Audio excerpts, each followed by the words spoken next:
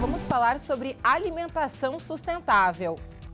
Vamos conhecer a importância para a sociedade. Muito além de uma ideia de uma dieta que faz bem para o corpo, o conceito da alimentação saudável propõe hábitos com baixo impacto ambiental na cozinha e na mesa. É uma forma de pensar o que preparamos e comemos, considerando o impacto ecológico, econômico e social das nossas escolhas. Assim, podemos priorizar vegetais e diminuir o consumo de carne bovina, por exemplo, considerar o descarte correto do lixo e diminuição do consumo de energia e do desperdício de alimentos. Também é uma parte da alimentação saudável. Recebemos aqui no estúdio a doutora nutricionista Clariana Colasso. Doutora, muito obrigada pela sua participação. É um prazer estar aqui, Priscila. Doutora, como eu já adiantei, quando a gente fala em alimentação sustentável, a primeira palavra que vem à cabeça é dieta. Mas não tem essa relação tão direta, né, doutora? Não, porque uma alimentação é equilibrada para o nosso corpo, também é equilibrada para o nosso planeta, né? Então, se a gente pensar na nossa saúde, a gente também acaba pensando na saúde num todo, no meio que nós vivemos. Então, não é dieta, não é restrição, é uma alimentação mais saudável, mais prazerosa e economicamente mais sustentável também. Doutora, e quando a gente fala em alimentação sustentável, hoje, com todas essas mudanças climáticas, impactos ambientais, a gente percebe que as pessoas elas estão se preocupando mais com a alimentação. E nesse sentido, a gente vê o crescimento desta preocupação relacionado a essa alimentação sustentável. Queria que a senhora explicasse para a gente, desse exemplos, eu falei um pouco da carne bovina, a diminuição, a gente sabe que tem que priorizar outros alimentos, não só para a saúde física, mas para todo um contexto de qualidade de vida. Se a gente for pensar na questão da saúde do planeta, a gente tem que pensar no aumento de consumo de vegetais, né? Então, tem pessoas que acabam se tornando veganas, vegetarianas, aí são outros conceitos. Mas se a gente aumentar o consumo de vegetais, consequentemente, a gente diminui aí os excessos de carne. Então, a gente faz bem para o planeta e também para o nosso corpo, porque acaba em excesso causando doenças cardiovasculares. Agora, o que a gente pode fazer para melhorar? Aumentando o consumo de vegetais, principalmente os da safra, para a gente respeitar o ciclo natural dos alimentos. Outro também que a gente precisa priorizar é a questão de consumir do próximo, né, do produtor local. O que a gente costuma fazer? A gente compra de grandes mercados muitas vezes e acaba esquecendo do pequeno. E o pequeno muitas vezes acaba comprando, consumindo em regiões, inclusive periféricas das nossas cidades, e acaba tendo menor aí questão até do transporte, ou seja, a gente economiza no transporte, economiza no valor e ajuda o pequeno. Isso é importantíssimo também. E fazer escolhas mais saudáveis, né, se possíveis. Infelizmente, no Brasil, a gente tem aí um grande desafio em relação aos orgânicos, mas quanto mais orgânico, melhor para o nosso planeta também. Doutora, e falando exatamente dessa questão, porque as pessoas têm uma rotina muito agitada, uma vida muito agitada, preocupação com filho, com casa, com tudo isso, e muitas vezes acabam deixando a alimentação de lado. Quando a gente fala numa alimentação sustentável, de repente uma ideia, aí a senhora me corrija se eu estiver errada, é colocar na rotina a ida à feira para tentar trazer esses alimentos, os vegetais, os legumes, enfim, para casa e aí entender o que é essa alimentação sustentável, fazer com que isso faça mais parte da rotina. Perfeito, Priscila. Não existe como a gente falar em saúde se a gente não falar em planejamento. Então, a gente precisa ter esse planejamento alimentar dentro de casa. Primeiro, olhar a sua despensa, olhar a sua geladeira, olhar a sua fruteira, porque também tem isso, Priscila. Infelizmente, a gente perde muito alimento dentro de casa. Então, a gente sempre fala, né, que 1/3 dos alimentos produzidos no mundo são desperdiçados e com isso acabaria a fome no planeta. E o desperdício dentro do lar, que muitas vezes não é contabilizado. Então, saber exatamente aquilo que você já tem dentro de casa, aquilo que você vai comprar e se planejar. Obviamente que com a correria do dia a dia, os vegetais são os primeiros insumos que somem do prato, né? Então, infelizmente, as pessoas acabam indo aí para junk foods, deliveries, entre outras coisas, para ser mais prático, mais usual. Porém, não é saudável a longo prazo. Então, assim, a saúde vai cobrar, né? Eu sempre falo que a saúde cobra a longo prazo, né? E quando a senhora fala da questão a longo prazo, no início do programa a gente falava, né? A questão alimentação sustentável já vem a primeira palavra, é dieta. Mas quando a gente tem essa preocupação a longo prazo, a importância de cuidar da alimentação e desse planejamento aí, como a senhora bem destacou, né, doutora? De planejar que na segunda eu vou tentar comer um brócolis, na terça eu vou tentar comer uma cenoura. Vou olhar a safra, quais são os alimentos que estão promocionais no mercado. Posso ir também na xepa, que são os horários mais baratos da feira e dos sacolões, né, dos hortifrutos aqui na cidade de São Paulo, principalmente. A gente encontra muito isso e até em cidades menores é muito comum ter isso. Então, assim, o que eu posso trazer que está em oferta, que está na safra e que pode fazer aí o meu cardápio ser mais variado, ser mais prazeroso, né? Então, assim, a gente fala de uma alimentação colorida, não é só porque é bonito no prato, mas é porque cada coloração dos alimentos, né? Cada cor dos alimentos representa grupos alimentares. Então, nos amarelos eu tenho mais vitamina A, nos verdes escuros eu tenho mais ferro. Então, por isso que é tão importante a gente variar a nossa alimentação, não ficar uma alimentação monótona, né? Além de ficar sem graça. Doutora, e quando a gente fala nessa preocupação da qualidade de vida, citando o que nós estamos falando hoje da alimentação saudável, existe também aquela preguiça, né? Eu tenho delivery que é mais fácil, eu tenho junk food que é mais fácil. Para fazer essa transição, porque muitas pessoas acabam fazendo essa transição por questões médicas, né? Tem aquele susto. Exatamente. E acabam fazendo aquela transição.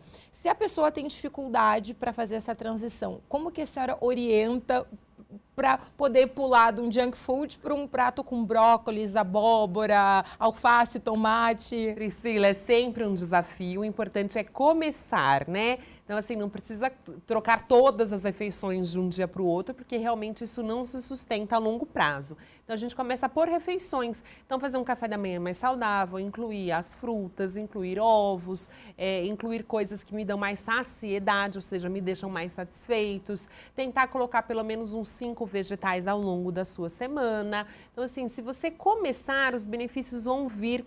Então, você acaba tendo maior aí, vontade de fazer, né?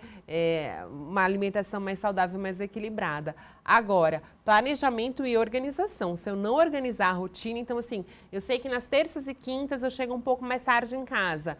E eu preciso ofertar aí vegetais para minha família. O que eu preciso fazer? Eu preciso ter esses alimentos minimamente descascados, picados, higienizados dentro da minha geladeira ou até congelados no meu freezer. Então, usar esses eletrodomésticos aí em nosso favor, né? Os eletrodomésticos, eletroportáteis, então freezer, air fryer, micro-ondas que dá para cozinhar no vapor. Então, são facilitadores do nosso dia a dia. Agora, não façam dietas de restrição, né? Às vezes as pessoas querem começar tudo ou nada, né? A dicotomia alimentar. Então, na segunda-feira eu começo uma dieta extremamente restritiva e acaba gerando exageros aí aos finais de semana, muitas vezes. Doutora, e quando a gente fala numa opção de alimentação saudável, a gente sabe os diversos benefícios atrelados a essa alimentação, tanto para o corpo, para a saúde física, como para a saúde mental, mas a gente também sabe para o meio ambiente, para a sociedade, o quanto isso beneficia todos nós, né? Exatamente. Economicamente falando também, né? Sim. A gente sabe que a obesidade e as doenças cardiovasculares impactam de forma negativa a economia do país. Então, assim, não é só pensar na nossa saúde, mas no meio todo em que vivemos. Então, quanto mais pessoas forem saudáveis, melhor se torna a nossa população, consequentemente, onde vivemos também. E para isso é essencial o quê? É consumir bastante vegetais, reduzir consumo de sal e açúcar e gorduras, certo? Isso a gente sabe que não faz bem e a longo prazo, obviamente, que vai piorando, né? E praticar sempre atividade física, se possível, em ambientes aí abertos. Doutora, uma outra questão importante também, que a gente não pode esquecer quando a gente fala em alimentação sustentável, os exemplos de algumas empresas, né, que ofertam refeitórios para os funcionários e que estão nessa política de as próprias nutricionistas fazer um cardápio mais sustentável. Existe um programa de alimentação ao trabalhador, que é o PAT. Todas as nutricionistas, obviamente, precisam, né, acatar com tudo isso. Existem algumas exigências preconizadas. Então, o uso de gordura é limitado, sim. O uso de proteína animal também é porcionado para garantir o aporte proteico necessário para o trabalhador, assim como arroz e feijão. que é o clássico do Brasil e é a combinação perfeita de aminoácidos essenciais, então garante aí questão de saciedade, questão de energia para o nosso corpo e também proteínas, que é fundamental. Então, existe todo um acompanhamento. A fruta também que se faz necessário, muitas pessoas acabam deixando de consumir, então nos refeitórios precisa ter fruta, assim como as escolas também, né? As escolas são fundamentais aí porque muitas crianças ficam parte do seu dia lá e acabam se alimentando muito mais na escola do que dentro de casa. Não é responsabilidade da escola fazer a educação alimentar, é responsabilidade dos pais. Por que eu falo isso, Priscila? Porque muitos pais acabam, pais ou responsáveis, né? Acabam negligenciando aí a refeição das crianças e culpando terceiros. E quando você é pai ou quando você assume essa posição de responsável, você que oferta os alimentos necessários. As crianças não têm poder de compra, né? Então, quem é responsável pelas compras do seu lar são vocês. Então, assim, o que a gente está ofertando para as nossas crianças? Saúde ou doença? Doutora, e quando a senhora cita essa questão das crianças, é muito mais fácil, embora às vezes alguns pais responsáveis falem, não, é difícil, a minha criança não come cenoura, ela não come brócolis, aí vai lá e compra um hambúrguer, vai lá e compra uma batata frita, já fazendo essa educação alimentar desde muito pequeno, né, nessa primeira idade. É fundamental construir bons hábitos. Primeiro, as crianças precisam ter o exemplo em casa. O que acontece hoje é uma geração de pais obesos que estão tentando fazer a restrição nos seus filhos, né? E as crianças sabem que estão sendo enganadas e que existe aí comidinhas que são proibidas a elas, mas os pais bem estão comendo.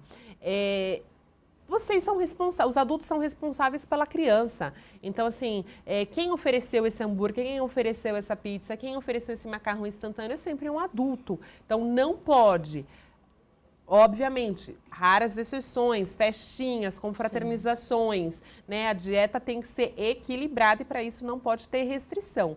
Porém, consumo de vegetais, principalmente frutas, verduras e legumes, leguminosas como feijão, lentilha, ervilha, é fundamental no crescimento e desenvolvimento da criança. Consumo de peixe está muito ligado também à questão do intelecto da criança, está desenvolvendo a inteligência dela nessa primeira infância. Então, pelo menos 2 vezes por semana. Claro, dá trabalho.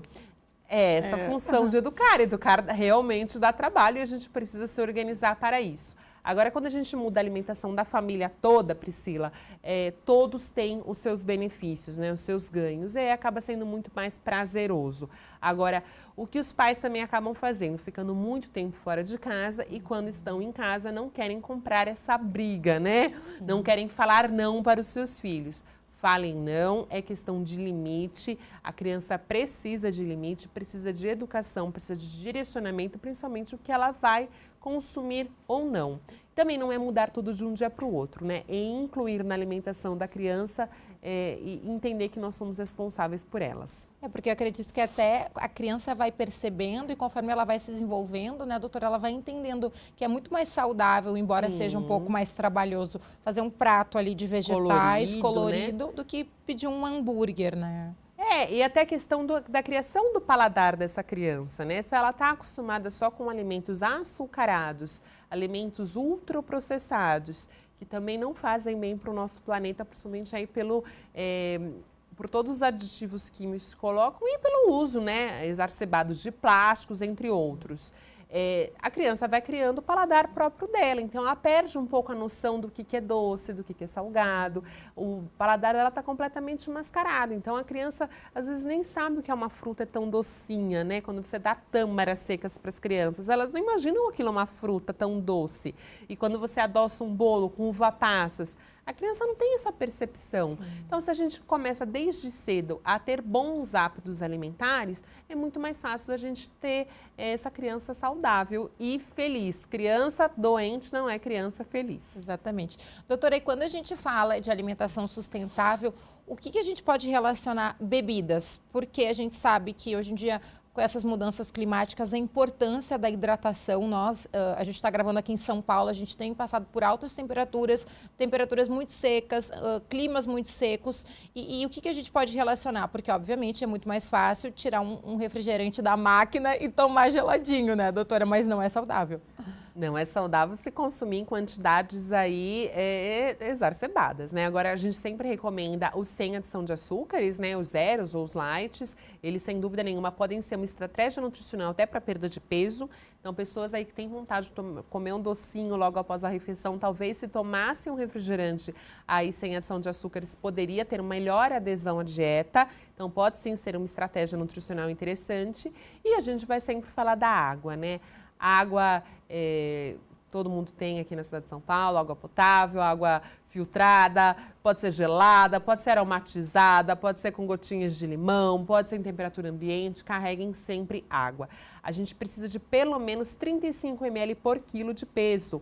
Isso é bastante, né? A regrinha dos 2 litros é só para quem tem lá por volta de 60 quilos. Acima disso, precisa aumentar a quantidade de água, principalmente nesses dias de maior calor e maior exposição ao sol também, e também quem faz mais atividades físicas, né? Esse cálculo é feito para pessoas saudáveis. Doutora, alimentação sustentável remete muito à sustentabilidade. Qual é a relação que a gente faz de uma alimentação sustentável com a sustentabilidade? Total, Priscila, porque quando a gente consome carne, por exemplo, a gente precisa entender que todo o processo da carne, né, desde da criação do gado até o abate, a desossa, tudo isso gera o transporte, o congelamento, tudo isso tem milhares de consequências ao nosso planeta, inclusive a alimentação desse gado. Então, assim, são os excessos, né? Excessos de gás carbônico, excessos aí que não vão fazer bem para o nosso planeta se consumido de forma além do necessário, né? Então, assim, eu não pratico a dieta vegana, não sou vegetariana, eu consumo carne, porém consumo carne com parcimônia, né? Então, assim, no máximo 2 vezes por semana a carne vermelha já é o suficiente para você ter a absorção aí de ferro, por exemplo, e do complexo B. Então, assim, você pode estar consumindo frango, os ovos também são proteínas de altíssimo valor biológico e tem valor mais acessível. Você pode caprichar nas oleaginosas, como as nozes, os amendoins, as castanhas do Brasil, e as leguminosas, como feijão, lentilha, tudo isso é fonte de proteína também, é fonte de fibras, vai ajudar o bom funcionamento intestinal e vai ter menor impacto no nosso planeta. Vou perguntar uma coisa agora em exemplos, para quem nos acompanha pela TV ou internet, porque muito se fala, os médicos, os especialistas, né, falam a importância de comer vegetais, a importância de comer legumes, a importância da proteína. Mas, dando exemplos, doutora, por que é importante a gente comer um brócolis, por exemplo, uma banana? Quais são os benefícios para a gente? E, obviamente, falando da questão da alimentação sustentável. Priscila, a Organização Mundial de Saúde preconiza pelo menos 400 gramas de vegetais ao dia. O brasileiro, apesar de ter um país tão plural, tão diverso, tão rico em vegetação, consome apenas 150 gramas. Ou seja, a gente precisa triplicar o consumo de vegetais realmente para ter benefícios como prevenção de doenças cardiovasculares. Uma outra coisa, a prevenção de doenças neurodegenerativas. A gente já sabe que o consumo de vegetais a longo prazo pode prevenir, inclusive, doença de Alzheimer, demência, Parkinson e tantas outras doenças que ninguém quer ter, né, futuramente. E também a questão da obesidade, né? A gente precisa falar sobre isso. São densidades energéticas que a gente fala. Então, assim, quanto mais vegetais a gente consome na nossa refeição, eles têm menor caloria em relação aos outros alimentos, principalmente processados e ultraprocessados. E aí eles nos trazem maior saciedade, a gente sente menos fome, o nosso intestino funciona muito melhor, previne inclusive cânceres como do intestino e do trato gastrointestinal num todo, e também a questão das vitaminas e minerais, que a gente só encontra basicamente neles, né? Então, muito se fala de suplementação hoje, as pessoas estão consumindo cada vez mais encapsulados e boa parte das vitaminas e minerais estão nos vegetais. Então, se a gente consumir os vegetais, a gente, consequentemente, não precisa de tantos suplementos assim. Então, assim, é voltar ao básico que funciona. Comer vegetais é bom e faz bem, previne, trata e cura doenças. E uma outra questão importante que a senhora citou, a questão econômica, né? Porque quando a gente consome esses vegetais, movimenta toda a cadeia econômica do país, da cidade, do bairro. e também tem toda uma economia para essa lar, família, né? Exatamente. Eu sempre falo isso, né? Quando você vai fazer, por exemplo, um quilo de carne moída, é uma coisa. Quando você faz 1 quilo de carne moída com vários vegetais agregados, além de você colocar sabor e saúde no prato, você diminui aí a questão do valor total da refeição.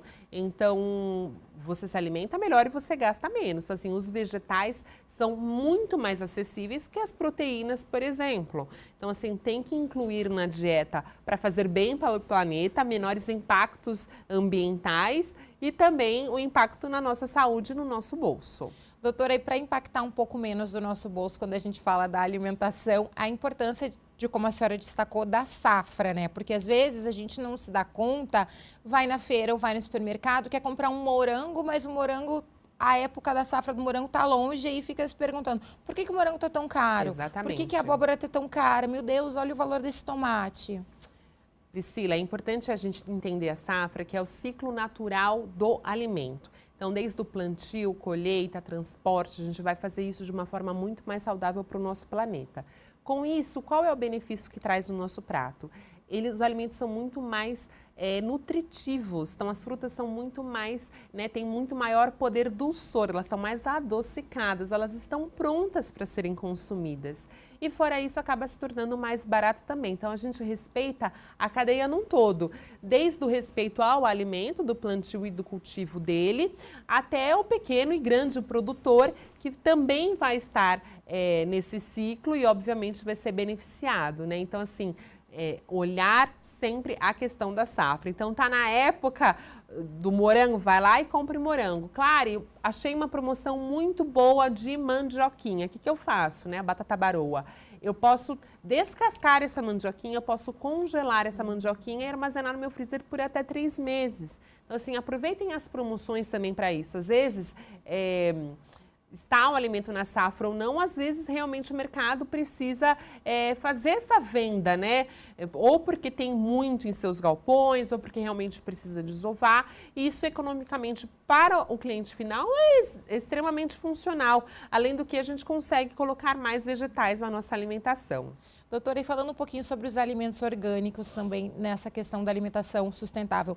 Eles são, a gente pode dizer até, são mais bonitos quando a gente vai olhar no supermercado e na feira e até facilitam também a nossa rotina agitada, porque a maioria deles já vem congelado, já vem limpo, já vem embalado ali que você pode consumir rapidamente.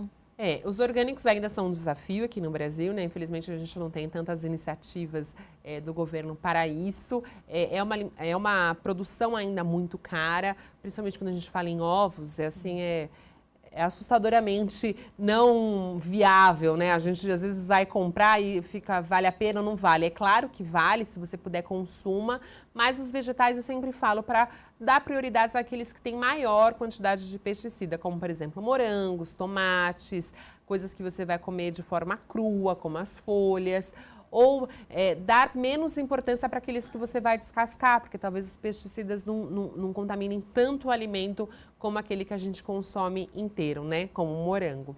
Então, assim, se possível, consuma, ou às vezes as pessoas nem têm, né? Tem pequenas hortas comunitárias, ou tem sítios pequenos que fazem uma venda. Não tem a certificação orgânica, mas também não coloca aditivos químicos nessa plantação. E também é importante a gente valorizar o pequeno. Doutora, e a gente está infelizmente se encaminhando para o final do programa, evitar essa questão do desperdício, né? Porque a gente observa, às vezes, as famílias comprando um alimento para o mês inteiro, quando vê não usou nem nos 10 primeiros dias e vai tudo desperdiçado. Priscila, isso acontece muito pela empolgação, né? Vou ao hortifruti, à feira, vou lá, compro tudo porque eu vou me alimentar melhor. E aí a gente sabe que pelo menos uns 30% do que é consumido, do que é feito no planeta é desperdiçado e pelo menos uns 30% no nosso lar também. Ou seja, a gente precisa comprar aquilo que exatamente vai usar. Então, se você tem batatas em casa, não compre batatas, compre cenoura, compre outro legume, compre brócolis, vamos variando aí para ter uma alimentação mais prazerosa, mais saudável e mais equilibrada. Então, assim, olhem sempre a sua despensa, olhem a geladeira, olhem o freezer, vê o que você pode colocar para jogo, o que você pode incluir na sua alimentação.